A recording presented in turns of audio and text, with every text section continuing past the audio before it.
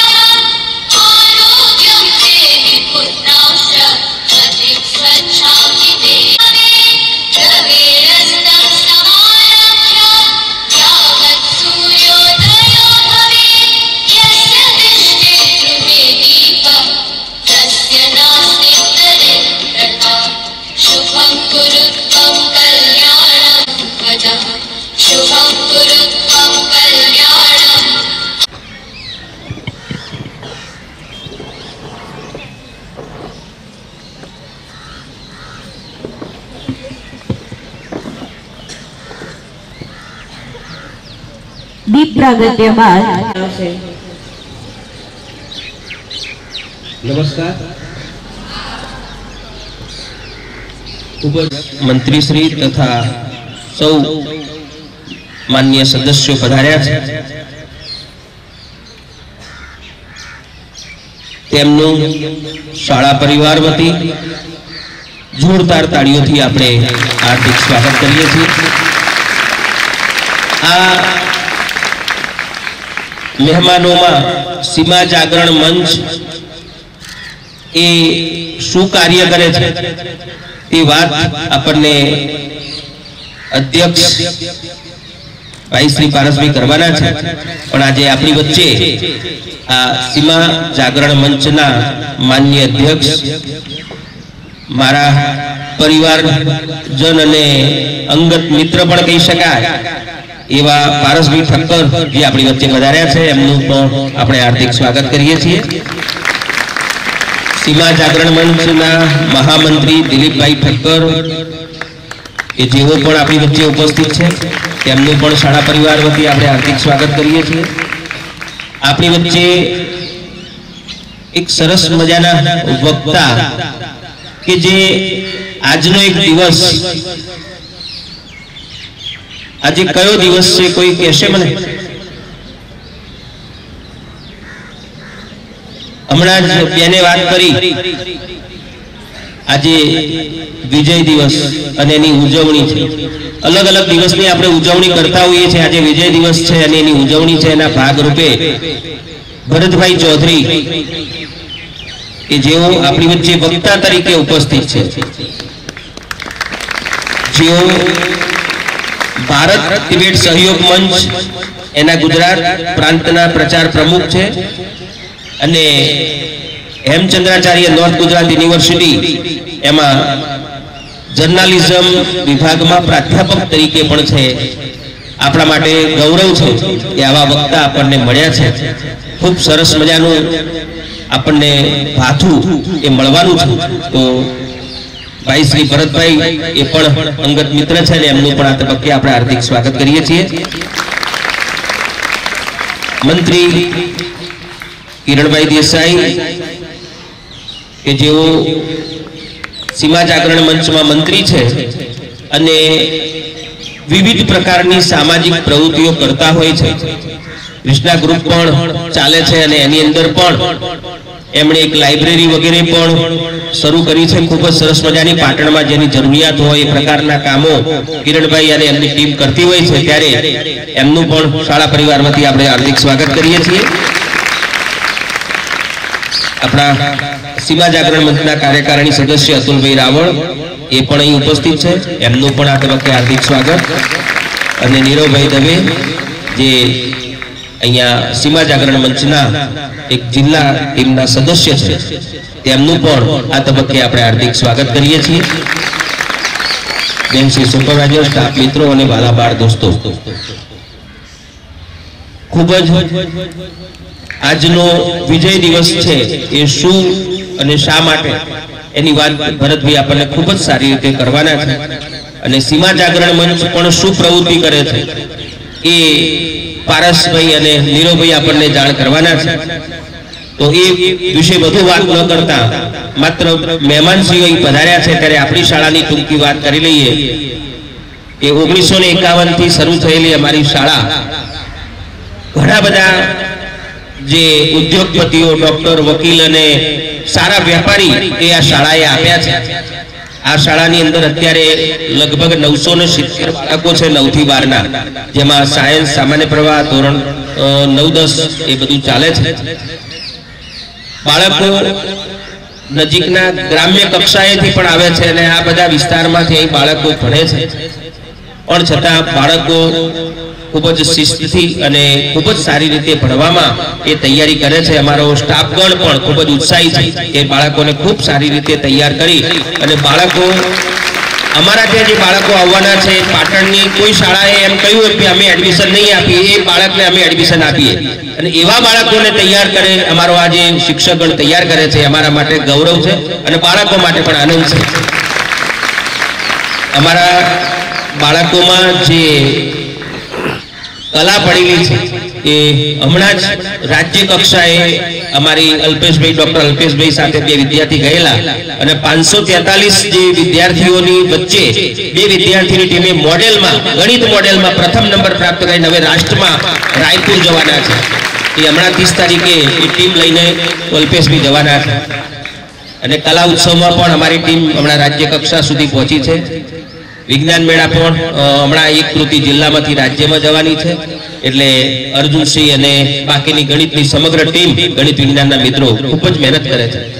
અત્યારે વાલી સંપર્કમાં બધા નીકળ્યા છે. અમારી આખી બધી જ ટીમો બહેનો સાથે ઘરે કામ હોય છતાં પણ 8 થી 9:30 રાત્રે બધા જ વાલીના ઘરે સંપર્ક કરીએ છીએ અને વિદ્યાર્થી સાથે મળી અને એમને શું તકલીફ છે, કેવી રીતે એ બધી પણ વાતો કરીએ છીએ. એટલે આ પ્રકારની અમારી શાળાની વ્યવસ્થા અને આ પ્રકારના બાળકો છે એ આપ બધા અહીં પધાર્યા છો. આપ સમક્ષ અમારી શાળાની થોડી વાત કરી. ફરીવાર આપ સૌ પધાર્યા છો. આપ સૌનું હાર્દિક સ્વાગત કરી વિરમો. સાહેબશ્રી, મહેમાનોના શાબ્દિક સ્વાગત પરિચય બાદ શાળાની વિદ્યાર્થીની બહેનોને વિનંતી કરું કે તેઓ મંચસ્થ મહેમાનશ્રીઓનું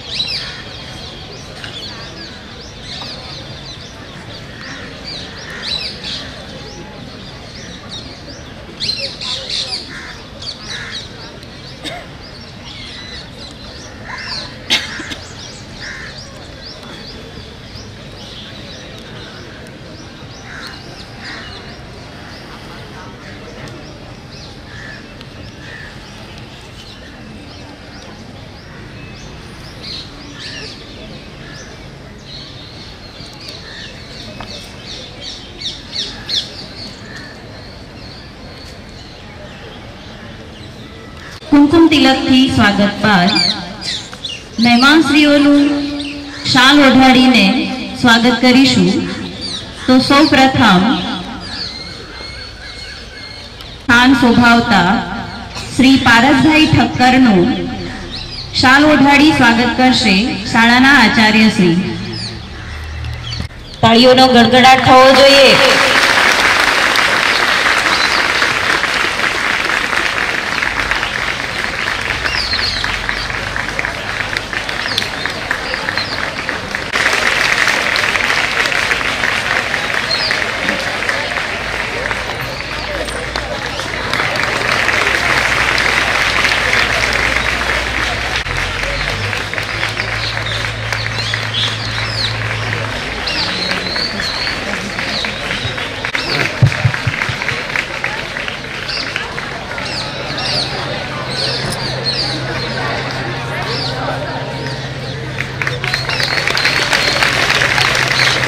કાર્યકારિણીય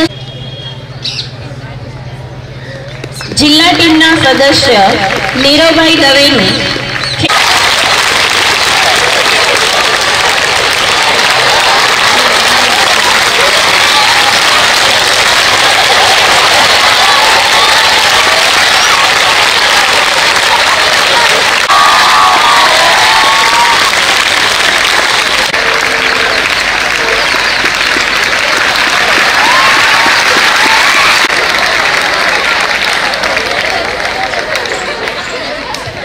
સંસ્થાને આટલી જબરજસ્ત મજબૂતાઈ અને ઊંચાઈ પ્રદાન કરી છે કે આજે તમે કોઈ પણ ઓફિસની અંદર જાઓ, આપનો આપ સર્વે વિદ્યાર્થીને એક પ્રશ્ન છે, સીમા એટલે શું? કોઈ કહેશે? કોઈ વિદ્યાર્થી આંગળી ઊંચી કરશે? સીમા એટલે શું?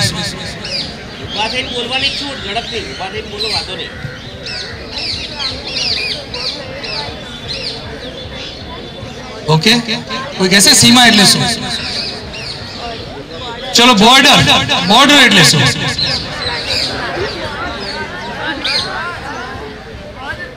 हद, अच्छा, ओके। तो આપણા ભારત દેશની સીમા અહીંથી સૌથી નજીકની સીમા કેટલી દૂર છે? કોઈને ખબર છે? શું કોઈ જાણે છે? પ્રવાસમાં કોઈ દિવસ ગયા છો सीमा दर्शन माटे? સૌથી નજીકની સીમા કેટલી દૂર છે? કોઈને ખ્યાલ છે? ખ્યાલ છે ખરો?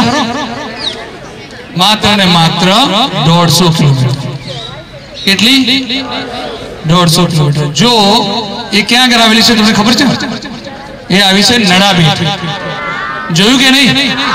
શું પ્રવાસમાં ગયેલા છો કોઈ દિવસ? હા.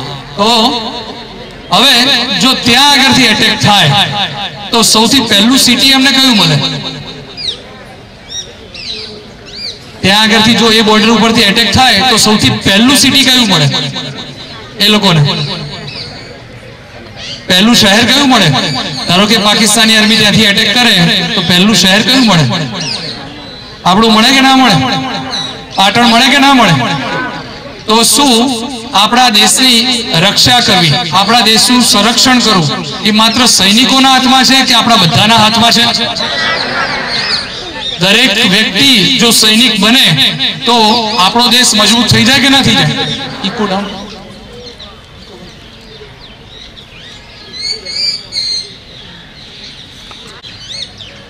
તો જો આપણા દરેકની અંદર એક સૈનિક વસતો હોય તો કોઈ પણ બીજા દેશની એવી હિંમત ન થાય કે આપણા દેશની સામે આંખ ઊંચું કરીને જોવે. વાત સાચી કે ખોટી? તો સીમા જાગરણ મંચ એક એવી સંસ્થા છે, એક એવું મંચ છે કે જે સરહદ ઉપર દેશની રક્ષા કરતા સૈનિકો અને દેશની અંદર રહેતા સિવિલિયન આ બંને વચ્ચે એક સેતુ પ્રસ્થાપિત કરે છે કે જેના દ્વારા આપણા દેશની સુરક્ષા સૌથી વધુ મજબૂત બને છે. આપણા મહાભારત પર્વની અંદર भीष्म पितामहे कीधेलू छे कि देश की सीमाएं माता के वस्त्रों के समान होती है. मारी पाछळ पाछळ बता बोलजो. देश की सीमाएं हर एक पुत्र का प्रथम कर्तव्य है. तो आपड़ा बधानुं कर्तव्य थाय छे के नथी थतुं? आपड़ा देशनी सीमाओनुं रक्षण करवानुं. देशनी अंदर तमे जुओ छो कि अत्यारे हाल आपणी डिफेन्स सिस्टम तो एटली मजबूत है कि आपने कोई पण हलावी सके एम छे नहीं. आर्मी व्यवस्था में आगळ होय के आपणाथी पाछळ होय. कोई पण देश आपने सीमा ऊपर तो पड़कारी सकतो नहीं. पड़कारी सके छे? आजे तमे जो विश्वना देशो जे देशो पासे लोन केवुं युद्ध करे छे? केवुं युद्ध? बहारथी न देखाय तेवुं. बराबर? छंदक युद्ध આપણે જેને કહીએ છીએ. તો એ લોકો શું કરે છે? ઘૂસણખોરી કરે છે. સરહદ ઉપરથી શું કરે છે? ઘૂસણખોરી કરે છે. ત્યારબાદ આપણા નવયુવાનોને શું કરે છે? વિવિધ નશીલા પદાર્થો જે છે બરાબર તેમને તેમજ વિવિધ અન્ય વસ્તુઓ છે કે જેનાથી શું કરે છે? ગુમરાહ કરે છે. તો આ ન થાય એના માટે આપણો દેશનો સૈનિક તો બોર્ડર ઉપર તો ઊભો જ છે. પણ સાથે સાથે આપણી અંદર જેટલા પણ આપણે સિવિલિયન છે એ બધાએ પણ સજાગ રહી અને દેશની સુરક્ષા કરવી જોઈએ કે ના કરવી જોઈએ? તો બસ એ જ કામ આ સીમા જાગરણ મંચ કરે છે કે જેની અંદર આપણે સીમા સાથે સંકલન સાધી, સીમા સાથે વિવિધ તહેવારો ઉજવી અને આપણા દેશની વિવિધ જગ્યાઓનું સંરક્ષણ આપણે કરીએ છીએ. તો આપણા દેશમાં એક બહુ સરસ મજાની પંક્તિ બધા ગાય છે કે ચંદન હૈ ઇસ દેશ કી માટી, તપોભૂમિ હર ગ્રામ હૈ, હર બાલા દેવી કી પ્રતિમા, બચ્ચા બચ્ચા રામ હૈ. સાચી વાત કે નહીં? જો આ દેશનો બાળક કે બાળા એવી મજબૂત બની જશે કે દેશની બહાર તો બોર્ડર ઉપર તો કોઈ નથી આવી શકતું, પણ દેશની અંદર જો કોઈ પણ ઘૂસી ગયો હોય, કોઈ આતંકવાદી હોય કે કોઈ એવો વ્યક્તિ હોય કે જે આપણા દેશની પરિસ્થિતિને હાનિ પહોંચાડવા માંગતો હોય, તો જો દરેક વ્યક્તિ તમારી અંદર સૈનિક હશે તો એને શું કરશે? આપણે આસાનીથી પરાજય આપી શકીશું. તો બોલો, બધા એવા મજબૂત બનશો કે નહીં બનો? જોરથી. તો આ કાર્ય માટે આપ સર્વે આ સીમા જાગરણ મંચ સાથે જોડાવાનું છે અને એની વિવિધ પ્રવૃત્તિઓ જેવી રીતે કે આપણે રક્ષાબંધન સૈનિકો સાથે ઉજવીએ છીએ, દિવાળી પર્વ સૈનિકો સાથે ઉજવીએ છીએ, આપણા માન્ય વડાપ્રધાન એ પણ આ બધા પર્વો તમે જોતા હશો ટીવી ઉપર કે સૈનિકો સાથે ઉજવે છે. તો એવા જ પર્વો સીમા જાગરણ મંચ પણ સૈનિકો સાથે ઉજવે છે. પ્રથમ શૈક્ષણિક સંસ્થા આપણી કે જ્યાં મારા પિતાશ્રી, તમારા પિતાઓ પણ અહીંયા ભણ્યા હશે એવી આ પવિત્ર શૈક્ષણિક ભૂમિને હું વંદન કરી અને આપને વિજય દિવસ વિશે થોડી વાત કરી. વિદ્યાર્થી મિત્રો, આપણે સૌ જાણીએ છીએ કે આપણી જે ધર્મ સંસ્કૃતિ છે, આ ધર્મ સંસ્કૃતિમાં વિજય મેળવ્યા પછી એનો ઉત્સવ મનાવવાની પરંપરા એ ખૂબ પ્રાચીન કાળથી ચાલે. તાજેતરમાં જ આપણે દિવાળીનું પર્વ ઉજવ્યું. દિવાળીનું પર્વ શાના માટે છે? તો કે આ સનાતન ધર્મ સંસ્કૃતિ, આ હિન્દુસ્તાનનો જે પવિત્ર ધર્મ છે, હિન્દુ ધર્મ, એના આદ્ય દેવ, આરાધ્ય દેવ ભગવાન શ્રી રામ આપણા જે શ્રીલંકા આપણી પાડોશી મુલ્ક છે, એ વખતે જે આ પાડોશી દેશ હતો શ્રીલંકા, ત્યાં રાવણ નામે અહંકારી રાજાનું શાસન ચાલતું હતું અને આ રાવણના અહંકારને દૂર કરવા ભગવાન શ્રી રામે જે યુદ્ધ લડ્યું અને એ યુદ્ધ પછી જે રાવણનો વધ થયો, રાવણના અહંકારનો વધ થયો અને ત્યારે આપણે વિજયાદશમી પર્વ ઉજવ્યું હતું. એ પછી ભારતમાં ઘણા બધા વિજયો શિવાજીના શાસનમાં પણ આપણે ઉજવ્યા. વિદ્યાર્થી મિત્રો, આપ સૌ જાણતા હશો કે જે વિશ્વમાં નૌકા સેનાની જે વાત આવે ને ત્યારે આપણે શિવાજી મહારાજને યાદ કરીએ છીએ, કારણ કે ભારત પાસે સૌથી પહેલું નૌકાદળ પણ શિવાજી મહારાજે જ શરૂ કર્યું હતું.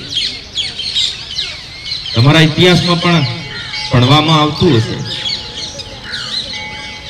કે ભાઈ શિવાજી મહારાજે નૌકા સેના શરૂ કરી હતી અને એમાં પણ જે સામાજિક એકતાનો ભાવ છે, કારણ કે એ જે નૌકા સેનાના વડા હતા એ પણ આપણા મુસ્લિમ બિરાદર ભાઈ પણ હતા. શિવાજીએ અનેક વિજયો મેળવ્યા, અનેક કિલ્લા જીત્યા.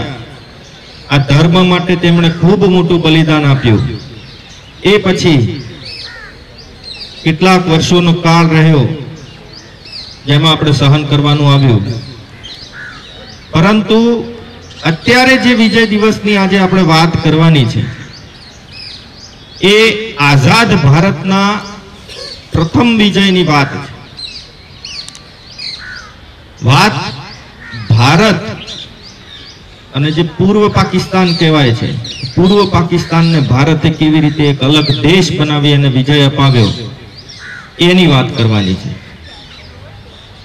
જ્યારે જ્યારે પણ અધર્મની વાત આવે છે ત્યારે આમાંથી કેટલા લોકોએ મહાભારત જોયું છે? હાથ ઊંચો કરશો. ચોક્કસ. તો મહાભારતમાં પણ મુખ્ય જે આપણો ઉપદેશ છે ગીતામાં, એ શેનો રહેલો છે?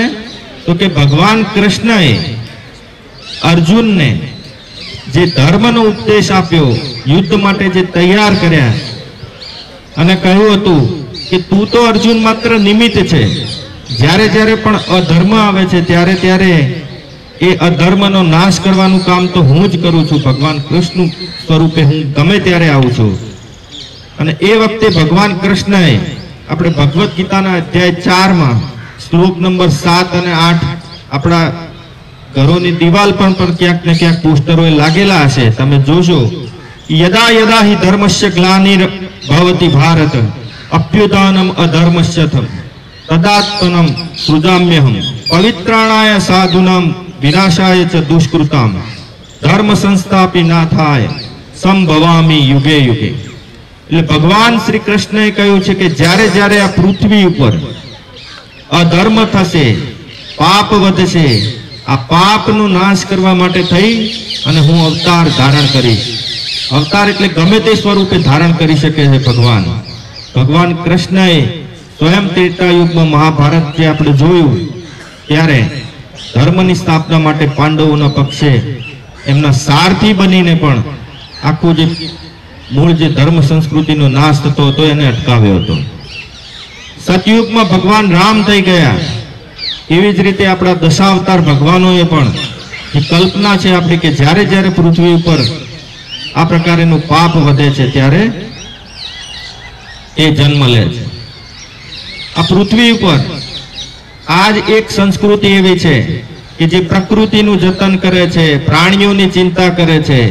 તો માનવ તો એક ખૂબ મોટી વસ્તુ થઈ ગઈ અને માનવ અધિકારો આ સંસ્કૃતિને શીખવાડવાની કોઈની જરૂર હોતી નથી. અત્યારે વાત ચાલે છે ને કે ભાઈ માનવ અધિકારોનું હનન થાય છે, માનવ અધિકારોનું આ થાય છે. આપણે તો સવારે જ્યારે ઉઠીએ છીએ ત્યારે જ્યારે મમ્મી ઉઠીને આંગણું સાફ કરે ને એ પછી તમે જોતા હશો તો એક વાટકી પક્ષીઓ માટે પણ ચણ નાખવા જતી હોય છે. બધાના ઘરેથી ચણ નખાય છે ને. જ્યારે રોટલી બનાવે મમ્મી તો પહેલી રોટલી કોના માટે બનાવે છે?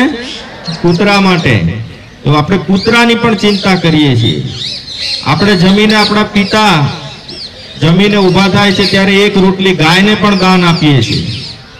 એટલે જ્યારે આપણે પશુ પક્ષી પ્રકૃતિની પણ આટલી ચિંતા કરતા હોઈએ ત્યારે આપણા પાડોશી ભાઈઓ મુશ્કેલીમાં હોય અને એ મુશ્કેલીમાંથી આપણે એમને જોઈ શકવાનું જે કામ છે એ જોઈ શકતા નથી મુશ્કેલીઓ. અને એટલા જ માટે ભારતે આ યુદ્ધ લડ્યું હતું. ભારતે ભારત માટે નહીં પરંતુ પૂર્વ જે પાકિસ્તાન કહેવાય એ પૂર્વ પાકિસ્તાનમાં યાતના ભોગવી રહેલા 7 કરોડ જે લોકો હતા એ 7 કરોડ લોકોની જે કહેવાય કે લાગણીઓ, એમનો જે ધર્મ વિચ્છેદ થતું હતું, લોકતંત્ર ઉપર જ્યારે સવાલ આવ્યો ત્યારે ભારતે આ કૃષ્ણ બની અને આ યુદ્ધ લડ્યું હતું. ભારત માટેનું યુદ્ધ નહોતું 1971નું, પરંતુ માનવતા માટેનું સૌથી મોટું યુદ્ધ આ બાંગ્લાદેશનું યુદ્ધ હતું. મિત્રો, આપણે વાત કરીએ તો આ યુદ્ધમાં જ્યારે જ્યારે પણ આ પૃથ્વી ઉપર સંકટ આવ્યું છે ને ત્યારે ત્યારે કુદરતે પણ સંકેતો આપ્યા છે. રાવણ જ્યારે માં સીતાનું અપહરણ કરી અને લઈ જતો હતો એ વખતે પક્ષીરાજ જે જટાયુની વાત આવે છે, તમે જોયું છે ટીવીમાં સિરિયલોમાં રામાયણની, કે પક્ષીરાજ જટાયુ રાવણને રોકે છે કે ભાઈ તું આ ધર્મ કરી રહ્યો છે. રામ જેવા ભગવાન અને એમના પત્ની સીતા માતા એટલે કે આ સમગ્ર સૃષ્ટિના માતાનું તું જે અપહરણ કરી રહ્યો છે તે ખોટું છે. એટલે એને રોકવા માટે જટાયુ એમને રોકે છે, પક્ષીરાજ જટાયુ. અને એવી જ રીતે જ્યારે પણ આ યુદ્ધ થતું હોય છે 1971નું, એ વખતે જનરલ હામિદ અને જનરલ યાયા ખાન એ વખતે પોતાની જીપ લઈ અને ભારત ઉપર હુમલો કરવા માટે એર સ્ટ્રીપ પર જતા હોય છે અને આ જીપ ઉપર એક ગીધ આવીને બેસે છે. આ ગીધ એ લોકોને સંકેત આપે છે કે ભારત એ ધર્મની લડાઈ લડી રહ્યું છે, ભારત એ બાંગ્લાદેશને મુક્ત કરાવવા માટેની લડાઈ લડી રહ્યું છે, ત્યારે તમે આ હવનમાં હાડકા નાખવાનું કામ ન કરશો. પરંતુ તેમ છતાં જે આપણે પોલીસ વડા હોય ને એસપી, એમની જોડે એક નાની લાકડી હોય છે, તમે જોઈ હશે, સ્ટીક. એ સ્ટીક થી પણ જીપ ઉપરથી એ ગીધને હટાવવાની વાત આમ લાકડી ફટકારે છે, તેમ છતાં પણ એ ગીધ ત્યાંથી હટતું નથી અને ગીધડાઓને સમજાવવાની કોશિશ કરે છે કે ભાઈ તમે રૂકી જાઓ, તમારી હાર નિશ્ચિત છે, કારણ કે ભારત એ ધર્મ યુદ્ધ લડી રહ્યું છે. પરંતુ તેમ છતાં પાકિસ્તાનના જનરલ માનતા નથી અને એ એરસ્ટ્રીપ પર જે કહેવાય કે 3 ડિસેમ્બરના રોજ આદેશ આપે છે પાકિસ્તાનની સેનાને કે ભાઈ આપણે યુદ્ધ કરવું છે. અને પાકિસ્તાનની જે એરફિલ્ડ છે એમણે 3 ડિસેમ્બરના રોજ ભારતના અમૃતસર, આગ્રા સહિતની જે 11 હવાઈ મથકો હતા એની ઉપર હુમલો કરી દે છે. બીજી તરફ જે અત્યારે બાંગ્લાદેશ છે ત્યાં ભારતે ત્યાં એ વખતે ભારતને ખબર જ હતી કે ભાઈ આ યુદ્ધ થશે જ. અને એ વખતે તત્કાલીન વડાપ્રધાન જે ઇન્દિરાજી હતા એમણે ભારતીય સંસદને પણ આ વાતથી જાણ કરી હતી કે ભાઈ ભારતને એક વધુ યુદ્ધ આપણા જે પૂર્વમાં જે પૂર્વ બંગાળ એટલે કે જે અત્યારે બાંગ્લાદેશનો ભાગ છે એને મુક્ત કરાવવા માટે લડવું પડશે. એટલે ભારતની રાજકીય શક્તિ હતી, ભારતને પણ ખબર હતી કે આવું કંઈક ચમકલું થાય છે અને થવાનું છે. આ યુદ્ધ એ પૂર્વ ઘોષિત જ્યારે થયું અને એ વખતે જ્યારે યાયા ખાને જે હુમલો કર્યો ત્યારે ભારતે શું કર્યું હતું? તો ભારતે સૌને સાથે રાખીને ફરે છે. અત્યારે હમણાં G20 નું સંમેલન થયું અને એનો લોગો હતો વસુદેવ કુટુંબકમ, એટલે કે આખી ધરતી, આખી વસુધા છે એ આપણું કુટુંબ છે. એટલે સૌ પ્રથમ આપણે એ વખતે ઇન્દિરાજી હતા એમણે અમેરિકાના જે રાષ્ટ્રપતિ છે નિક્સન, રિચાર્ડ નિક્સન હતા એ વખતે, અને એમને કહ્યું કે ભાઈ ભારત આ પૂર્વ પાકિસ્તાનને જે મુક્ત કરાવવા માટે યુદ્ધ લડવા જઈ રહ્યું છે, તમે મદદ કરશો? તો એમણે એ વખતે કહ્યું કે અમે 2 વર્ષ સુધી પાકિસ્તાનની બાબતમાં કઈ દખલગીરી કરવા માંગતા નથી. પરંતુ સવાલ એ વાતનો હતો કે એ વખતે ભારતની જનસંખ્યા હતી 35 કરોડ. 7 કરોડ જે સંખ્યા હતી એ પૂર્વ પાકિસ્તાન એટલે કે બાંગ્લાદેશની હતી.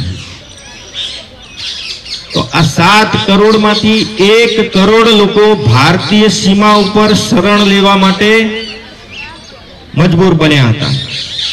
1 કરોડ લોકોને એ વખતે આપણે શરણ આપી અને એમને અન્ન અને એ બધું પૂરું પાડવું એ ભારતની એ વખતે આર્થિક સ્થિતિ પણ નહોતી. એના કરતા એમને એમની જે લડાઈ છે એમને લડાઈ અને એમનો દેશ અલગ આપવાની દિશા એ વખતની રાજકીય પોલિટિકલ વિંગે બતાવ્યું હતું. મિત્રો, આ બધી બાબતો એટલે કહીએ છીએ કે આપણે ઘણા બધા યુદ્ધો જોઈ શક્યા નથી, પરંતુ આ યુદ્ધ એટલા માટે મહત્વનું હતું કે આપણે કોઈકના માટે લડતા હતા. આપણા માટે નહીં, પરંતુ 1 કરોડ લોકો જે શરણ માટે એમના જીવન મરણનો જે સવાલ હતો અને ત્યારે ભારતે કૃષ્ણ બની અને આ યુદ્ધ લડ્યું હતું. આપણે જોઈએ છીએ કે જૂનાગઢમાં આરજી હુકુમત બની હતી અને એ જ તર્જ પર ત્યાં બાંગ્લાદેશમાં મુક્તિ વાહિની કરી અને એ મુક્તિ વાહિની માટે થઈ અને એ યુદ્ધમાં એ લોક જાગૃતિ ફેલાવવાનું કામ ભારતે ત્યાં કર્યું હતું. તો આ મુક્તિ વાહિનીની સાથે સાથે આપણી જે સેના છે એ સેના પણ ત્યાં પહોંચી હતી બોર્ડર પર, અને જેવો પાકિસ્તાને હુમલો કર્યો એવો જ આપણે ત્યાં જે બાંગ્લાદેશના લોકોને સાથે લઈ અને પાકિસ્તાનની સેનાને પરાસ્ત કરી હતી. આપણે જાણીએ છીએ કે આ યુદ્ધ કેટલા દિવસ ચાલ્યું હતું? તો કે 3 ડિસેમ્બરથી શરૂ થયું હતું અને આજનો જે દિવસ છે 16 ડિસેમ્બર, એ 16 ડિસેમ્બર પૂર્ણ થયું હતું. પરંતુ યુદ્ધ 12 દિવસ ચાલ્યું હતું ને 12 દિવસમાં પાકિસ્તાનનું આપણે 12મું કરી નાખ્યું હતું. 12મું ક્યારે થાય ખબર છે ને? કોઈને મોતને ઘાટ ઉતારીએ અને છેલ્લો જે દિવસ હોય એની ઉજવણી એને 12મું કહીએ. અને આ બસ 12 દિવસમાં ભારતીય સેનાએ પાકિસ્તાનને ધૂળ ચખાડી અને બાંગ્લાદેશ નામનો નવો દેશ 16 ડિસેમ્બર 1971 ના દિવસે જન્મ અપાવ્યો હતો. અને આ જે દેશ છે અને એ માટેની જે સંધિ થઈ ને, કેટલા સૈનિકોને આપણે મુક્ત કર્યા હતા? તો એ વખતે લગભગ 93,000 સૈનિકોને ભારતે કેદ કર્યા હતા. અને 93,000 સૈનિકોને ભારતે માનવતા ખાતર એમને મુક્ત કર્યા હતા, વિના સહી કોઈ સંકોચ વગર. પરંતુ એ યુદ્ધમાં જ્યારે આ શરણાગતિ સ્વીકારી યાયા ખાન ને નાઝી ને આપણા જનરલ હતા જગદીશસિંહ અરોરા, તો આ જે સંધિ થઈ ને એ વખતે આપણા પણ 56 જવાનો એ આજે પણ મળ્યા નથી. તો આપણે સૌ પ્રાર્થના કરીએ કે એમના પરિવાર જે જવાનો હજુ સુધી મળ્યા નથી એ પૃથ્વી પર હોય તો હેમખેમ હોય. મિત્રો, કુદરતી જે સંકેતો પછી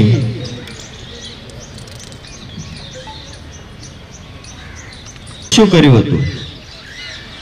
તો ભારતે સૌને સાથે રાખીને ફરે છે. અત્યારે હમણાં G20 નું સંમેલન થયું અને એનો લોગો હતો વસુદેવ કુટુંબકમ, એટલે કે આખી ધરતી, આખી વસુધા છે એ આપણું કુટુંબ છે. એટલે સૌ પ્રથમ આપણે એ વખતે ઇન્દિરાજી હતા, એમણે અમેરિકાના જે રાષ્ટ્રપતિ છે નિક્સન, રિચાર્ડ નિક્સન હતા એ વખતે, અને એમને કહ્યું કે ભાઈ ભારત આ પૂર્વ પાકિસ્તાનને જે મુક્ત કરાવવા માટે યુદ્ધ લડવા જઈ રહ્યું છે, તમે મદદ કરશો? તો એમણે એ વખતે કહ્યું કે અમે 2 વર્ષ સુધી પાકિસ્તાનની બાબતમાં કઈ દખલગીરી કરવા માંગતા નથી. પરંતુ સવાલ એ વાતનો હતો કે એ વખતે ભારતની જનસંખ્યા હતી 35 કરોડ. 7 કરોડ જે સંખ્યા હતી એ પૂર્વ પાકિસ્તાન એટલે કે બાંગ્લાદેશની હતી. તો આ 7 કરોડમાંથી 1 કરોડ લોકો ભારતીય સીમા ઉપર શરણ લેવા માટે મજબૂર બન્યા હતા. 1 કરોડ લોકોને એ વખતે આપણે શરણ આપી અને એમને અન્ન અને એ બધું પૂરું પાડવું એ ભારતની એ વખતે આર્થિક સ્થિતિ પણ નહોતી. એના કરતા એમને એમની જે લડાઈ છે, એમને લડાઈ અને એમનો દેશ અલગ આપવાની દિશા એ વખતની રાજકીય પોલિટિકલ વિંગે બતાવ્યું હતું. મિત્રો, આ બધી બાબતો એટલે કહીએ છીએ કે આપણે ઘણા બધા યુદ્ધો જોઈ શક્યા નથી, પરંતુ આ યુદ્ધ એટલા માટે મહત્વનું હતું કે આપણે કોઈકના માટે લડતા હતા. આપણા માટે નહીં, પરંતુ 1 કરોડ લોકો જે શરણ માટે એમના જીવન મરણનો જે સવાલ હતો, અને ત્યારે ભારતે કૃષ્ણ બની અને આ યુદ્ધ લડ્યું હતું. આપણે જોઈએ છીએ કે જૂનાગઢમાં આરજી હુકુમત બની હતી, અને એ જ તર્જ પર ત્યાં બાંગ્લાદેશમાં મુક્તિ વાહિની કરી, અને એ મુક્તિ વાહિની માટે થઈ અને એ યુદ્ધમાં એ લોક જાગૃતિ ફેલાવવાનું કામ ભારતે ત્યાં કર્યું હતું. તો આ મુક્તિ વાહિનીની સાથે સાથે આપણી જે સેના છે એ સેના પણ ત્યાં પહોંચી હતી બોર્ડર પર, અને જેવો પાકિસ્તાને હુમલો કર્યો એવો જ આપણે ત્યાં જે બાંગ્લાદેશના લોકોને સાથે લઈ અને પાકિસ્તાનની સેનાને પરાસ્ત કરી હતી. આપણે જાણીએ છીએ કે આ યુદ્ધ કેટલા દિવસ ચાલ્યું હતું? તો કે 3 ડિસેમ્બરથી શરૂ થયું હતું અને આજનો જે દિવસ છે 16 ડિસેમ્બર, એ 16 ડિસેમ્બર પૂર્ણ થયું હતું. પરંતુ યુદ્ધ 12 દિવસ ચાલ્યું હતું ને 12 દિવસમાં પાકિસ્તાનનું આપણે 12મું કરી નાખ્યું હતું. 12મું ક્યારે થાય ખબર છે ને? કોઈને મોતને ઘાટ ઉતારીએ અને છેલ્લો જે દિવસ હોય એની ઉજવણી એને 12મું કહીએ. અને આ બસ 12 દિવસમાં ભારતીય સેનાએ પાકિસ્તાનને ધૂળ ચખાડી અને બાંગ્લાદેશ નામનો નવો દેશ 16 ડિસેમ્બર 1971 ના દિવસે જન્મ અપાવ્યો હતો. અને આ જે દેશ છે અને એ માટેની જે સંધિ થઈ ને, કેટલા સૈનિકોને આપણે મુક્ત કર્યા હતા? તો એ વખતે લગભગ 93,000 સૈનિકોને ભારતે કેદ કર્યા હતા. અને 93,000 સૈનિકોને ભારતે માનવતા ખાતર એમને મુક્ત કર્યા હતા, વિના સહી કોઈ સંકોચ વગર. પરંતુ એ યુદ્ધમાં જ્યારે આ શરણાગતિ સ્વીકારી, યાયા ખાન ને નાઝી ને આપણા જનરલ હતા જગદીશસિંહ અરોરા, તો આ જે સંધિ થઈ ને એ વખતે આપણા પણ 56 જવાનો એ આજે પણ મળ્યા નથી. તો આપણે સૌ પ્રાર્થના કરીએ કે એમના પરિવાર જે જવાનો હજુ સુધી મળ્યા નથી એ પૃથ્વી પર હોય તો હેમખેમ હોય.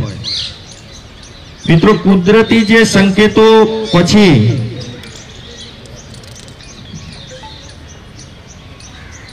કરીએ તો આ બાંગ્લાદેશને કેમ લડવું પડ્યું અને કેમ આ બધી પરિસ્થિતિ થઈ? તો જ્યારે પાકિસ્તાન છે ને લોકતંત્રની ભાષા કદીએ સમજ્યું નથી ને એ વખતે સમજ્યું નહોતું. એ વખતે સ્પષ્ટ રીતે બાંગ્લાદેશમાં જે ચૂંટણી હતી, પૂર્વ પાકિસ્તાન અને પાકિસ્તાનમાં ચૂંટણી હતી, અને એ વખતે રાજકીય દ્રષ્ટિએ પૂર્વ પાકિસ્તાન ખૂબ આગળ હતું.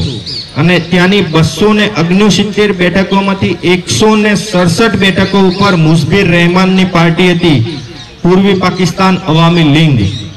આ જીતી જાય છે, અને આ જીતી જાય છે તેમ છતાં પાકિસ્તાન આ જીતને માનતું નથી. આ લોકતાંત્રિક રીતે થયેલી ચૂંટણીને પણ પાકિસ્તાને માન્યું નહોતું, અને એમને લશ્કરી શાસન નીચે કચડી નાખવા માટે થઈ અને એ દાવપેચ કરતું હતું. અને આ માટે થઈ અને ભારતે તેમને વિજય અપાવ્યો હતો. મિત્રો, અત્યારે પણ અમેરિકી સંસદમાં હમણાં જ એક રિપોર્ટ થયો છે કે પાકિસ્તાનમાં માનવ અધિકારોનું સતત ઉલ્લંઘન થઈ રહ્યું છે. પ્રતિ માસ સિંધ બલુચિસ્તાન જેવા પ્રાંતમાં 1000 મહિલાઓ ઉપર પ્રતિ મહિને શારીરિક દમન, એમનું ધર્માંતરણ, ધાર્મિક દહન, આ બધું હજુ પણ પાકિસ્તાનમાં ચાલુ છે. તો જે દેશ લોકશાહીની ભાષા નથી સમજતું, માનવતાની ભાષા નથી સમજતું, તેને ભારતે વારંવાર એટલા માટે કહીએ છીએ કે આપણે એ પછી પણ 1971ના યુદ્ધ પછી પણ એક બીજો વિજય દિવસ ઉજવીએ છીએ, કારગિલ વિજય દિવસ. અને કારગિલ માટેનું યુદ્ધ પણ તમે જોયું છે કે ભારતીય સેનાને બહાદુરી પર્વ, સૌથી ઊંચા પહાડોની ટોચ પર જ્યાં બરફ છે ત્યાં જઈને યુદ્ધ લડ્યું હતું અને પાકિસ્તાનને ધૂળ ચાટતું કરી દીધું હતું. એટલે જે આ વિજય દિવસો છે એ આપણા સૈન્ય પરાક્રમ માટે થઈને ઉજવાતા હોય છે. મિત્રો, આપણા જવાનો કેવા છે એને 1-2 ઉદાહરણ હું આપીશ. તો શ્રીલંકાથી બાંગ્લાદેશને આપણે મુક્ત કર્યું, અને એની ઉપરની ટોચ ઉપર છે અરુણાચલ પ્રદેશ, એનું તવાંગ ક્ષેત્ર. 1962માં આપણે ચીન સાથે યુદ્ધ કર્યું હતું, અને આ ચીન સાથેના યુદ્ધમાં આપણા એક વીર જવાન હતા જસવંતસિંહ રાવત, જેને આપણે રાઇફલમેન તરીકે પણ ઓળખીએ છીએ, અને એમનું આજે મંદિર છે. તમે બધા કહેશો કે જવાનનું મંદિર? હા, એ જવાનનું પણ એ સરહદ ઉપર મંદિર છે. આજે આપણે જે ધર્મ માટે, સંસ્કૃતિ માટે જે પણ આપણે બલિદાન આપે છે એના મંદિરો દેશમાં તો છે, પણ સીમાની રક્ષા માટે જે જવાનોએ આપણા જે બલિદાન આપ્યું છે ને એનું મંદિર ત્યાં પણ છે. અને એ જવાનો પોતાની શહીદી પછી પણ ચમત્કારો આપે છે કે અમે ભારત માટે જીવ્યા હતા અને મૃત્યુ બાદ પણ ભારત માટે છીએ. એવું મંદિર તવાંગ ક્ષેત્રમાં આવેલું છે જસવંતસિંહ રાવતનું. તો એ શું ઘટના હતી એની પર થોડો પ્રકાશ પાડીએ. તમે બધા જ નાના છો, તમને બધાને એવું હશે કે દેશ માટે શું કરી શકાય, આપણા જે વીર જવાનોએ શું કર્યું છે. તો એ જસવંતસિંહ હતા, એમણે 1962માં ભારત ઉપર જ્યારે ચીન આક્રમણ કરે છે ને એ વખતે 300 માણસો, ચીનના સૈનિકો અત્યાધુનિક હથિયારો સાથે ભારતની એક જે ચોકી છે જ્યાં જસવંતસિંહ નોકરી કરતા હતા, જ્યાં એમની ડ્યુટી લાગેલી હતી, ત્યાં હુમલો કરે છે. અને એ હુમલામાં ભારત પાસે એ ચોકી પર કેટલા સૈનિકો હતા? તો માત્ર 3 સૈનિકો. સામે પક્ષે 300 સૈનિકો. અને ચીન પાસે એ વખતે અત્યાધુનિક હથિયારો હતા અને ભારત પાસે તો માત્ર એ વખતે રાઇફલ ને એવી ગન હતી, સામાન્ય જે કહી શકાય કે સીધી લડાઈ લડી શકાય એવા હથિયારો હતા. પરંતુ તેમ છતાં ભારતીયના વીર જવાનો હાર્યા નહોતા અને એમણે એ 300 લોકો સામે જંગ લડવાનું નક્કી કરી દીધું કે ગમે તે પરિસ્થિતિ થાય આપણે આ 300 લોકોને ભારતની સીમામાં ઘૂસવા નથી દેવા. અને જસવંતસિંહે એ વખતે યુદ્ધ લડ્યું. યુદ્ધ શરૂ થયું એના 24 કલાકમાં એમના જે 2 સાથીદારો હતા એ શહીદ થાય છે. તેમ છતાં જસવંતસિંહ એક ડગલું પણ પાછળ ફરતા નથી. અને ત્યારે એમની મદદે આવે છે સામાન્ય એ અરુણાચલ પ્રદેશના ગામડાની 2 બહેનો હોય છે, શેલા અને નુરા. એ શેલા અને નુરા શું કામ કરે છે? તો કે જસવંતસિંહને જમવાનું પૂરું પાડે છે. સાથે સાથે ચીનની જે સૈનિકો હોય છે એમની પાસેથી હથિયારો ચૂંટવી અને એ હથિયારો એ જસવંતસિંહને એમને પૂરા પાડે છે. અને 72 કલાક પછી જસવંતસિંહ પણ શહીદ થાય છે, શેલા અને નુરા પણ શહીદ થાય છે. અને એ શહીદી પછી જ્યારે પણ ચીનની જે સૈનિકોની ટુકડીઓ રહી ગઈ હોય છે એ જ્યારે ભારતમાં ઘૂસવાનો આવે છે ને ત્યારે જસવંતસિંહનો આત્મા એમની સામે લડે છે. અને એ પછી જે ચમત્કારો થાય છે એ ચમત્કારો પછી ભારતીય સેનાએ આજે તવાંગ ક્ષેત્રમાં જસવંતસિંહનું જે બંકર બનાવ્યું છે, એમનું મંદિર બનાવ્યું છે. આજે પણ લોકો ત્યાં માનતા માને છે. અને એ માનતા જ્યારે સિદ્ધ થવા લાગી ત્યારે સેનાએ એ આપણા જવાન શહીદ થયા પછી પણ એમના ખાતામાં આજે પણ પગાર પડે છે. બોલો, એમને શહીદી પછી પણ આપણી સેના એમને પગાર આપી અને એમનું સન્માન જાળવી રહી છે. એમના ઇસ્ત્રી કરેલા કપડા રોજ મૂકવામાં આવે છે આજે પણ મંદિરમાં. તો એ જે પાણીની બોટલ મૂકી હોય, ઇસ્ત્રીવાળા કપડા મૂક્યા હોય, એ બીજા દિવસે એક કપડાઓને કરચલી પણ પડી જાય છે. પાણીની બોટલ મૂકી હોય તો પાણી ઓછું પણ થઈ જાય છે. આવા ચમત્કારો ભારતીય વીર જવાનોએ આપણી સેનામાં મૃત્યુ પછી, શહીદી પછી આપ્યા છે. એવા જ એક બીજા સૈનિક હતા હરભજનસિંહ. હરભજનસિંહ સીમાની રક્ષા કરતા હોય છે. એ અરુણાચલથી ઉપરનો પ્રદેશ છે નાથુલા પહાડી. કોઈક દિવસ જાઓ તો જોજો નાથુલા પહાડી. અને આજે તો ઇન્ટરનેટનો પણ જમાનો છે મિત્રો. ગૂગલ ઉપર ઘરે જઈ અને યુટ્યુબ ઉપર આ બધી વાર્તાઓ જોજો કે ભાઈ જસવંતસિંહ કોણ છે, તો એની પણ આખી સ્ટોરી યુટ્યુબ પર આપેલી છે. હરભજનસિંહ કોણ છે તો એની પણ જે વાત મૂકેલી છે. તો એ હરભજનસિંહ ચોકી દરમિયાન ચીન સીમાએ જ્યારે માભૂમની રક્ષા કરતા હતા, બધા સૈનિકો માટે સામાન લઈ જાય છે ભોજનનો, એ વખતે એમના ઘોડાનો પગ, ખચ્ચરનો પગ થોડો ખસી જાય છે અને એમની જે ખીણમાં નદી જે હોય છે એમાં એ પડે છે અને એમનું મૃત્યુ થાય છે. બધા જ સેનાના જવાનો હરભજનસિંહની શોધખોળ કરે છે, કારણ કે બધાનો જે જમવાનો સામાન એમની જોડે હોય છે.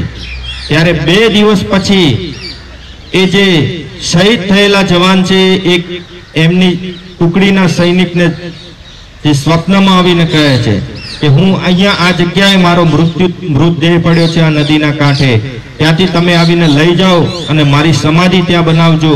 હું આ જીવન જ્યાં સુધી મારો પ્રાણ તો રહ્યો ત્યાં સુધી તો સેવા કરી છે, પરંતુ આ પૃથ્વી જ્યાં સુધી છે ત્યાં સુધી હું સેવા કરતો રહીશ. ત્યારે એ ચમત્કાર એ સૈનિક વાત કરે છે પોતાના કેપ્ટનને કે આવી રીતે હરભજનસિંહનો જે મૃતદેહ છે, એમનો જે પાર્થિવ દેહ છે એ નદી કિનારે પડ્યો છે, એ શહીદ થઈ ગયા છે. અને ત્યારે જ્યારે તપાસ કરે છે ત્યારે વાત સાચી નીકળે છે. અને આજે પણ હરભજનસિંહનું મંદિર ત્યાં નાથુલા બોર્ડર પર પણ છે અને નિયમિત રીતે સેના એમને પણ પગાર ચૂકવે છે, એમની પૂજા થાય છે, એમની આરતી થાય છે અને અનેક ચમત્કારો એમણે લોકોને ત્યાં આપ્યા છે. તો શું પૂર્વ તરફ જ આવા ચમત્કારો થયા છે? ના, આપણી જે સીમા છે ભારત પાકિસ્તાનની સીમા, ત્યાંની 962 નંબરની જે ચોકી છે ને, એ પણ એક સામાન્ય નાગરિકના નામે છે. આપણે સૌ જાણતા હશું, રણછોડ પગી કરીને કેટલાય નામ સાંભળ્યું છે? કોઈએ સાંભળ્યું છે? નહીં સાંભળ્યું હોય તો મિત્રો આજે એમની પણ વાત જાણો. ભારત પાકિસ્તાનના યુદ્ધ વખતે એમણે ભારતીય લશ્કરને દોરવણી કરી હતી.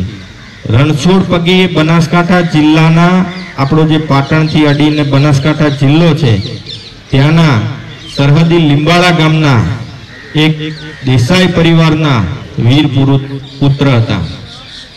પરંતુ એમની જે કહી શકાય કે એક લાક્ષણિકતા હતી કે એ પગ જોવાનું કામ કરતા હતા.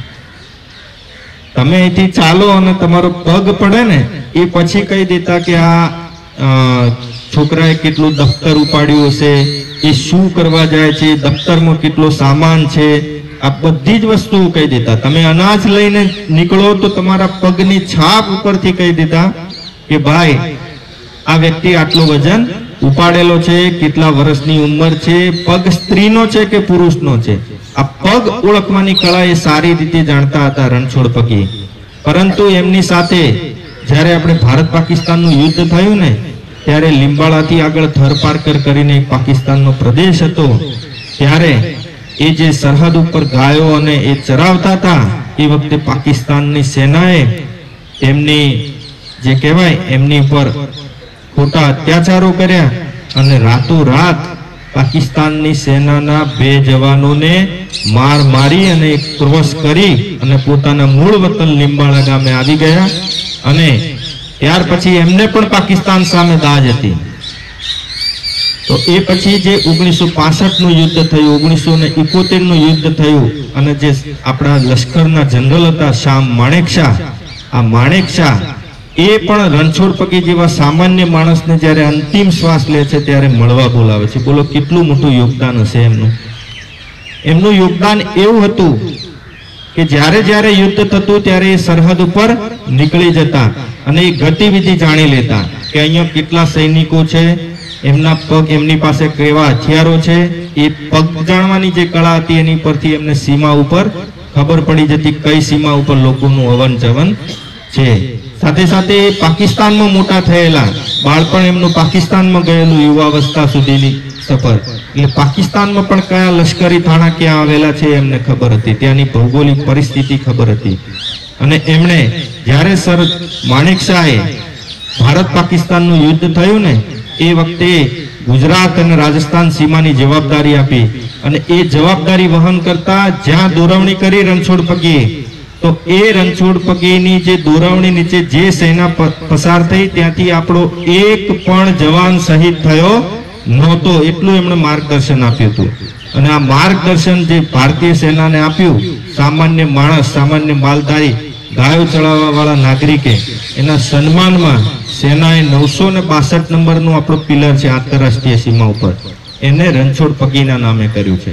એટલે ભારતના લોકો જે પણ કહેવાય ને બલિદાન આપે છે, ત્યાગ કરે છે, મદદ કરે છે, આવા જે લોકોને ભૂલતા નથી. એમની આજે પણ પૂજા થાય છે. આપણા ગામના પાદરે પણ એવા કેટલાય આપણા પરદાદાઓ થઈ ગયા કે જેમણે ગાયોની રક્ષા માટે, બેન દીકરીઓની રક્ષા માટે થઈ અને જીવ આપ્યો છે. એના પાળિયા આજે પણ ભારતીય પ્રજા પૂજે છે. તો મારો કહેવાનો મતલબ મિત્રો એ જ છે યુવાનો, કે જ્યારે તમે હવે 2047માં ભારત 100 વર્ષ પૂર્વ કરવા જઈ રહ્યું છે. અત્યારે ભારતની જે સિદ્ધિઓ છે અનેક ગણી ઊંચી છે. 1971ના યુદ્ધમાં તો આપણે ઘણી બધી મુશ્કેલીઓ પણ સહન કરવી પડી હતી.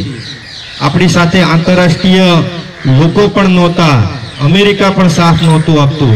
પરંતુ તાજેતરમાં આપણે યુક્રેનનું યુદ્ધ જોયું ને, ઘણા બધા ટીવી પર જોયું હશે. કેટલાએ જોયું યુક્રેનનું યુદ્ધ? ઘણા બધા વિદ્યાર્થીઓને ખબર છે કે યુક્રેનનું યુદ્ધ. તો યુક્રેનના યુદ્ધમાં પણ જે ભારતીય આપણા જે વિદ્યાર્થીઓ ત્યાં ભણતા હતા એ ખાલી માત્ર ત્રિરંગો આમ કરે ને, ત્રિરંગો, તો બંને સેનાઓ એમના હથિયારો નીચે મૂકી દેતા હતા, ગોળીબાર બંધ કરી દેતા હતા. આવી આજે વિશ્વ કક્ષાએ ભારતની ઇમેજ છે.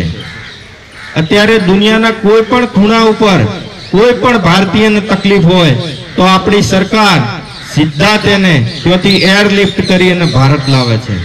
હમણાં ઘણા બધા દેશમાં, ઇઝરાયલમાં પણ હમણાં જે પરિસ્થિતિ ગાઝા પટ્ટીમાં થઈ છે, યુદ્ધ લડે છે બંને દેશો, પરંતુ તેમ છતાં આપણા લગભગ 1000 થી વધારે લોકોને ભારતીય સેનાએ ત્યાંથી એરલિફ્ટ કરી અને અહીંયા ભારતમાં લાવ્યા છે. યુક્રેનમાંથી પણ આપણે એરલિફ્ટ કર્યા હતા. એ સિવાય યમનમાંથી પણ આપણા જે જનરલ વીકે સિંહ છે એ પોતે જઈ અને ત્યાંથી ભારતીયોને પરત લાવવાનું કામ કરે છે. એટલે અત્યારનો જે 75મો જે આઝાદીનો અમૃત મહોત્સવ ચાલે છે એ ખરેખર ભારત માટે અમૃતકાળ છે.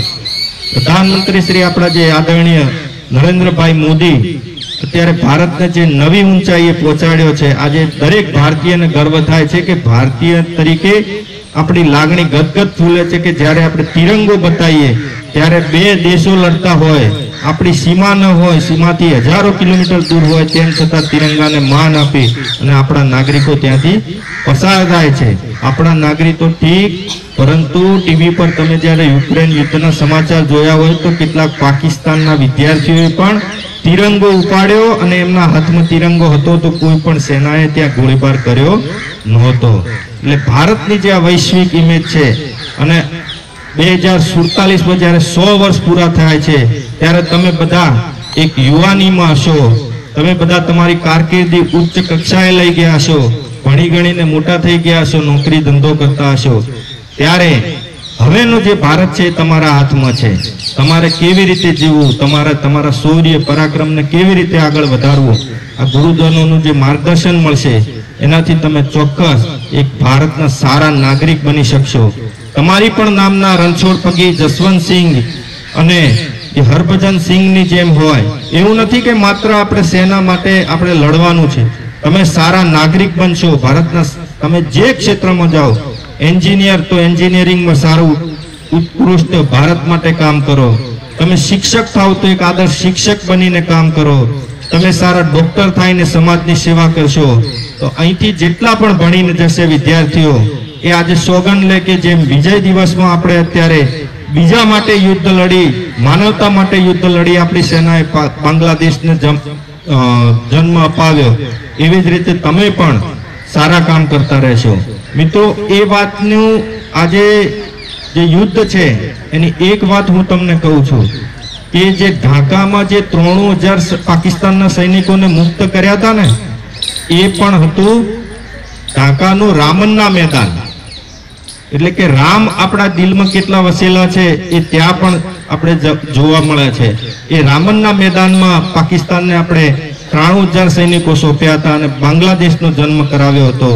22 જાન્યુઆરી પણ અયોધ્યામાં આપણા ભગવાન રામ ફરીથી પુનઃ પ્રસ્થાપિત કરે છે અને ફરીથી ભગવાન રામ જે અયોધ્યામાં જ્યારે મુકાય છે ત્યારે આપણે આપણા દરેક ઘરે જઈ અને રામની વાત જોઈશું, રામનો સંગ્રામ જોઈશું, તો પણ આપણને ખબર પડશે કે અયોધ્યા માટે આપણો સંગ્રામ કેવડો મોટો છે. સાથે જ હું સૌને વિનંતી કરીશ કે આપણે ભારત માતાની જય સાથે આજની વાતને પૂર્ણ કરીશું. બોલો ભારત. મૂળ વતન લીંબાળા ગામે આવી ગયા અને ત્યાર પછી એમને પણ પાકિસ્તાન સામે દાજ હતી. તો એ પછી જે 1965નું યુદ્ધ થયું, 1971નું યુદ્ધ થયું અને જે આપણા લશ્કરના જનરલ હતા શાહ માણેકશા, આ માણેકશા એ પણ રણછોડ પગી જેવા સામાન્ય માણસને જ્યારે અંતિમ શ્વાસ લે છે ત્યારે મળવા બોલાવે છે. બોલો કેટલું મોટું યોગદાન હશે એમનું. એમનું યોગદાન એવું હતું કે જ્યારે જ્યારે યુદ્ધ થતું ત્યારે એ સરહદ ઉપર નીકળી જતા અને એ ગતિવિધિ જાણી લેતા કે અહીંયા કેટલા સૈનિકો છે, એમના પગ, એમની પાસે કેવા હથિયારો છે. એ પગ જાણવાની જે કળા હતી એની પરથી એમને સીમા ઉપર ખબર પડી જતી કઈ સીમા ઉપર લોકોનું અવન જવન છે. સાથે સાથે પાકિસ્તાનમાં મોટા થયેલા, બાળપણ એમનું પાકિસ્તાનમાં ગયેલું, યુવાવસ્થા સુધીની સફર, એટલે પાકિસ્તાનમાં પણ કયા લશ્કરી થાણા ક્યાં આવેલા છે એમને ખબર હતી, ત્યાંની ભૌગોલિક પરિસ્થિતિ ખબર હતી. અને એમણે જ્યારે સર માણેકશાહે ભારત પાકિસ્તાનનું યુદ્ધ થયું ને એ વખતે ગુજરાત અને રાજસ્થાન સીમાની જવાબદારી આપી અને એ જવાબદારી વહન કરતા જ્યાં દોરવણી કરી રણછોડ પગીએ તો એ રણછોડ પગીની જે દોરવણી નીચે જે સેના પસાર થઈ ત્યાંથી આપણો એક પણ જવાન શહીદ થયો નહોતો, એટલું એમણે માર્ગદર્શન આપ્યું હતું. અને આ માર્ગદર્શન જે ભારતીય સેનાને આપ્યું, સામાન્ય માણસ, સામાન્ય માલધારી, ગાયો ચડાવવા વાળા નાગરિકે, એના સન્માનમાં સેનાએ 962 નંબરનું આપણો પિલર છે આંતરરાષ્ટ્રીય સીમા ઉપર, એને રણછોડ પગીના નામે કર્યું છે. એટલે ભારતના લોકો જે પણ કહેવાય ને બલિદાન આપે છે, ત્યાગ કરે છે, મદદ કરે છે, આવા જે લોકોને ભૂલતા નથી, એમની આજે પણ પૂજા થાય છે. આપણા ગામના પાદરે પણ એવા કેટલાય આપણા પરદાદાઓ થઈ ગયા કે જેમણે ગાયોની રક્ષા માટે, બેન દીકરીઓની રક્ષા માટે થઈ અને જીવ આપ્યો છે. એના પાળિયા આજે પણ ભારતીય પ્રજા પૂજે છે. તો મારો કહેવાનો મતલબ મિત્રો એ જ છે યુવાનો, કે જ્યારે તમે હવે 2047માં ભારત 100 વર્ષ પૂર્વ કરવા જઈ રહ્યું છે. અત્યારે ભારતની જે સિદ્ધિઓ છે અનેક ગણી ઊંચી છે. 1971ના યુદ્ધમાં તો આપણે ઘણી બધી મુશ્કેલીઓ પણ સહન કરવી પડી હતી. આપણી સાથે આંતરરાષ્ટ્રીય લોકો પણ નહોતા, અમેરિકા પણ સાથ નહોતું આપતું. પરંતુ તાજેતરમાં આપણે યુક્રેનનું યુદ્ધ જોયું ને, ઘણા બધા ટીવી પર જોયું હશે. કેટલાએ જોયું યુક્રેનનું યુદ્ધ? ઘણા બધા વિદ્યાર્થીઓને ખબર છે કે યુક્રેનનું યુદ્ધ. તો યુક્રેનના યુદ્ધમાં પણ જે ભારતીય આપણા જે વિદ્યાર્થીઓ ત્યાં ભણતા હતા એ ખાલી માત્ર ત્રિરંગો આમ કરે ને, ત્રિરંગો, તો બંને સેનાઓ એમના હથિયારો નીચે મૂકી દેતા હતા, ગોળીબાર બંધ કરી દેતા હતા. આવી આજે વિશ્વ કક્ષાએ ભારતની ઇમેજ છે. અત્યારે દુનિયાના કોઈ પણ ખૂણા ઉપર કોઈ પણ ભારતીયને તકલીફ હોય તો આપણી સરકાર સીધા તેને ત્યાંથી એરલિફ્ટ કરી અને ભારત લાવે છે. હમણાં ઘણા બધા દેશમાં, ઇઝરાયલમાં પણ હમણાં જે પરિસ્થિતિ ગાઝા પટ્ટીમાં થઈ છે, યુદ્ધ લડે છે બંને દેશો, પરંતુ તેમ છતાં આપણા લગભગ 1000 થી વધારે લોકોને ભારતીય સેનાએ ત્યાંથી એરલિફ્ટ કરી અને અહીંયા ભારતમાં લાવ્યા છે. યુક્રેનમાંથી પણ આપણે એરલિફ્ટ કર્યા હતા. એ સિવાય યમનમાંથી પણ આપણા જે જનરલ વીકે સિંહ છે એ પોતે જઈ અને ત્યાંથી ભારતીયોને પરત લાવવાનું કામ કરે છે. એટલે અત્યારનો જે 75મો જે આઝાદીનો અમૃત મહોત્સવ ચાલે છે એ ખરેખર ભારત માટે અમૃતકાળ છે. પ્રધાનમંત્રી શ્રી આપણા જે આદરણીય નરેન્દ્રભાઈ મોદી અત્યારે ભારતને જે નવી ઊંચાઈએ પહોંચાડ્યો છે, આજે દરેક ભારતીયને ગર્વ થાય છે કે ભારતીય તરીકે આપણી લાગણી ગદગદ ફૂલે છે કે જ્યારે આપણે તિરંગો બતાવીએ ત્યારે બે દેશો લડતા હોય, આપણી સીમા ન હોય, સીમાથી હજારો કિલોમીટર દૂર હોય, તેમ છતાં તિરંગાને માન આપી અને આપણા નાગરિકો ત્યાંથી પસાર થાય છે. આપણા નાગરિકો ઠીક, પરંતુ ટીવી પર તમે જ્યારે યુક્રેન યુદ્ધના સમાચાર જોયા હોય તો કેટલાક પાકિસ્તાનના વિદ્યાર્થીઓએ પણ તિરંગો ઉપાડ્યો અને એમના હાથમાં તિરંગો હતો તો કોઈ પણ સેનાએ ત્યાં ગોળીબાર કર્યો નહોતો. એટલે ભારતની જે આ વૈશ્વિક ઇમેજ છે અને 2047માં જ્યારે 100 વર્ષ પૂરા થાય છે ત્યારે તમે બધા એક યુવાનીમાં હશો, તમે બધા તમારી કારકિર્દી ઉચ્ચ કક્ષાએ લઈ ગયા હશો, ભણી ગણીને મોટા થઈ ગયા હશો, નોકરી ધંધો કરતા હશો. ત્યારે હવેનો જે ભારત છે તમારા હાથમાં છે. તમારે કેવી રીતે જીવવું, તમારા શૌર્ય પરાક્રમને કેવી રીતે આગળ વધારવું, આ ગુરુજનોનું જે માર્ગદર્શન મળશે એનાથી તમે ચોક્કસ એક ભારતના સારા નાગરિક બની શકશો. તમારી પણ નામના રણછોડ પગી, જસવંતસિંહ અને હરભજન સિંહની જેમ હોય એવું નથી કે માત્ર આપણે સેના માટે આપણે લડવાનું છે. તમે સારા નાગરિક બનશો ભારતના. તમે જે ક્ષેત્રમાં જાઓ, એન્જિનિયર તો એન્જિનિયરિંગમાં સારું ઉત્કૃષ્ટ ભારત માટે કામ કરો. તમે શિક્ષક થાવ તો એક આદર્શ શિક્ષક બનીને કામ કરો. તમે સારા ડોક્ટર થઈને સમાજની સેવા કરશો. તો અહીંથી જેટલા પણ ભણીને જશે વિદ્યાર્થીઓ એ આજે સોગંદ લે કે જેમ વિજય દિવસમાં આપણે અત્યારે બીજા માટે યુદ્ધ લડી, માનવતા માટે યુદ્ધ લડી આપણી સેનાએ બાંગ્લાદેશને જન્મ અપાવ્યો, એવી જ રીતે તમે પણ સારા કામ કરતા રહેશો. મિત્રો, એ વાતનું આજે જે યુદ્ધ છે એની એક વાત હું તમને કહું છું કે જે ઢાકામાં જે 93,000 પાકિસ્તાનના સૈનિકોને મુક્ત કર્યા હતા ને, એ પણ હતું ઢાકાનું રામન્ના મેદાન. એટલે કે રામ આપણા દિલમાં કેટલા વસેલા છે એ ત્યાં પણ આપણે જોવા મળે છે. એ રામનના મેદાનમાં પાકિસ્તાનને આપણે 93,000 સૈનિકો સોંપ્યા હતા અને બાંગ્લાદેશનો જન્મ કરાવ્યો હતો. 22 જાન્યુઆરી પણ અયોધ્યામાં આપણા ભગવાન રામ ફરીથી પુનઃ પ્રસ્થાપિત કરે છે અને ફરીથી ભગવાન રામ જે અયોધ્યામાં જ્યારે મુકાય છે ત્યારે આપણે આપણા દરેક ઘરે જઈ અને રામની વાત જોઈશું, રામનો સંગ્રામ જોઈશું, તો પણ આપણને ખબર પડશે કે અયોધ્યા માટે આપણો સંગ્રામ કેવડો મોટો છે. સાથે જ હું સૌને વિનંતી કરીશ કે આપણે ભારત માતાની જય સાથે આજની વાતને પૂર્ણ કરીશું. બોલો ભારત વંદે.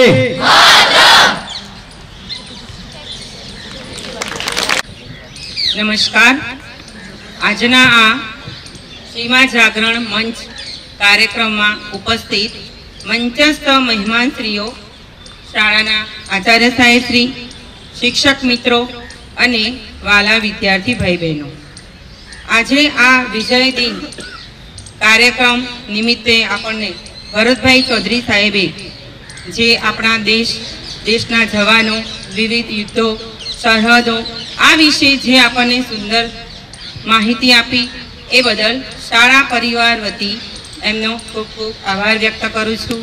તેમજ જે શિક્ષક મિત્રોએ આ કાર્યક્રમને સફળ બનાવવા માટે તેનું આયોજન અને સંચાલન કર્યું તે બદલ સર્વ મિત્રોનો પણ શાળા પરિવાર તરફથી આભાર વ્યક્ત કરું છું.